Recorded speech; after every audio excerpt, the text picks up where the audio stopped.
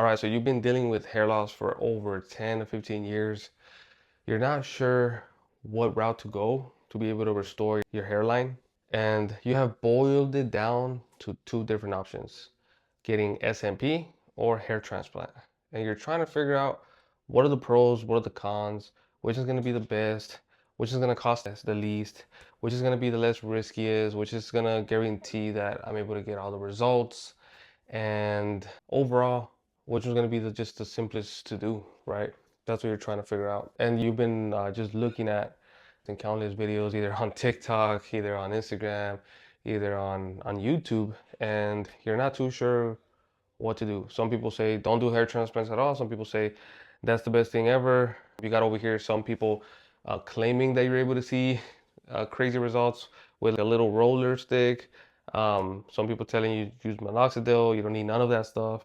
So I want to make this video so I can be able to help you, give you some more information from somebody who is a professional at this. I deal with clients who are suffering with hair loss every single day, and I talk to them about hair loss and how I can help. And overall, I've done over 2,000 procedures. I've done 2,000 sessions specializing in scalp micropigmentation, which is a hair loss solution.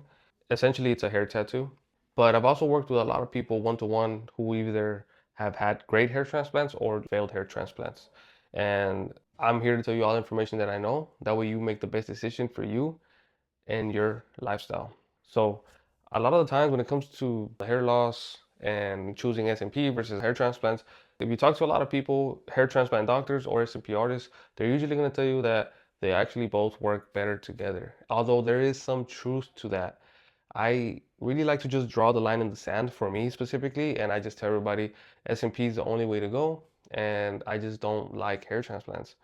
Never liked them, probably never will, till they get to a point where they're guaranteed, they're instant, the surgery is very non-invasive, and the cost the same. Then until then, I don't think I'm gonna like it because realistically, right now, there's people like I said, if you're thinking about going for a hair transplant, you really got to just outweigh the costs. You got to really see all the risks that come with it. And you know, like that saying, whenever you go through a traumatic event or a bad event, and then you never realize how bad it was until you actually start talking about it out loud. This is one of those things with a hair transplant because if you just look at the facts, for example, the facts that a hair transplant, even at the cheapest, if you go to Turkey, it's going to be $4,000 just to start up. And the reason why I say start up is because guess what? You're going to need multiple hair transplants. Even if it works, you're going to need another one every 5 to 10 years. The medication doesn't stop. So there's risks that come with that medication, libido issues, other problems that's going on. So essentially, with a hair transplant, all you're really doing is you're fixing one problem at best case if it works, and you're switching it out with a whole new set of problems. So not only do you have the scarring in the back, you're left with this huge transplant scar in the back that you got to fill in with SMP. You're left with a bunch of medications that come with risks to even your sex drive. So you just had to choose which is better for you, right? Either your sex drive or having hair.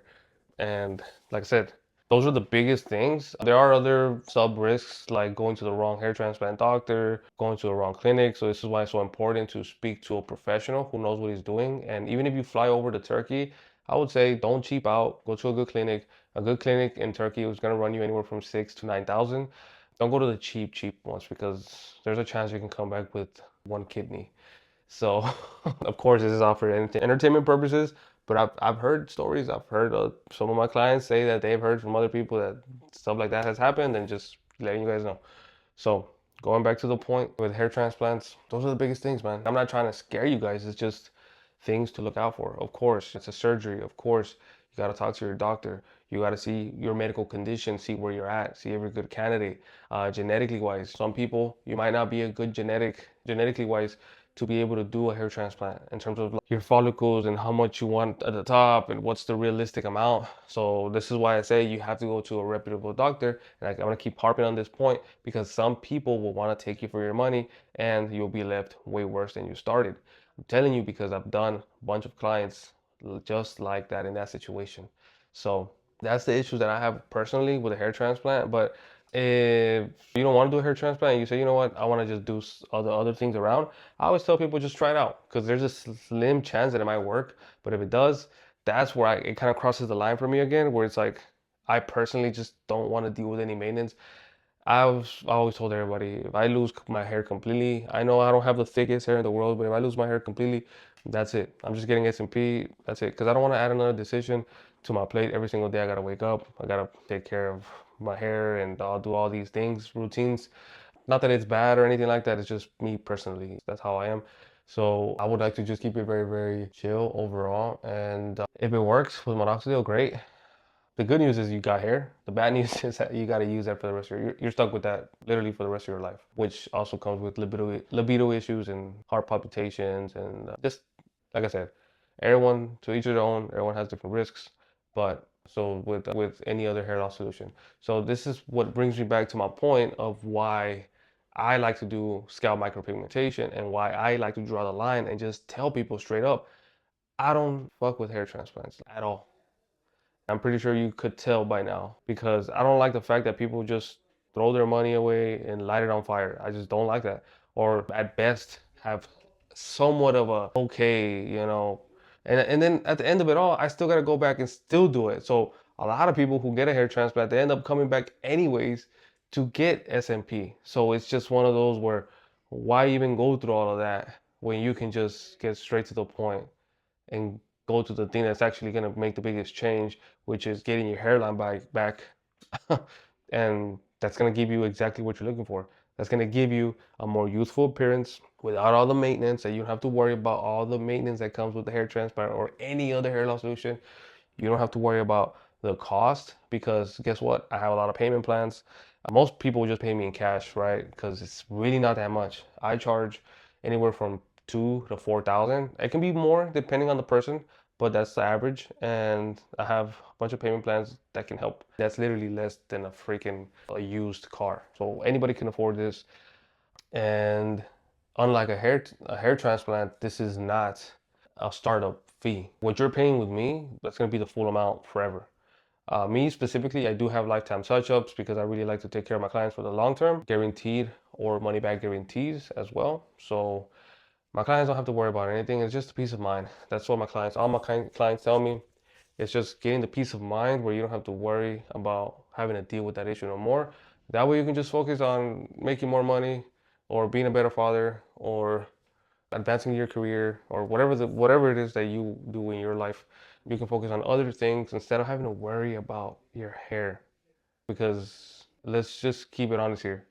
If we have a choice to not worry about the hair, we wouldn't, and then our day just we don't care about it. But once the hair falls off, that's when we're like freaking out. So getting you back to that place where you originally were, where you just wake up and you just don't have the need of, oh, I gotta wear a cap. Oh, I gotta hide in special events. You gotta hide from the camera, stuff like that. You don't have to worry about that. So that's why I like to do and SMP. And realistically, I'm gonna be honest with you guys. I love the transformation. I love what SMP does for my clients. I love to see the confidence come back in my clients, and you'd be surprised, man. You'd be surprised. So if you guys want to see all of my work, stuff like that, go ahead and comment down below. And I might have my phone number, all of my social media accounts there. So you can go ahead and follow me and you can see everything that I'm up to. And if you guys are interested in anything like that, just go ahead and shoot me a message. I'm super cool. I'm not gonna bombard you with sales calls or anything like that. I actually will just send you the quote over through a DM. That way you have all the information and you have literally everything you need to make a decision. And so with that being said, I'll see you guys soon. And go ahead and comment anything that you would like me to do next. And see y'all soon.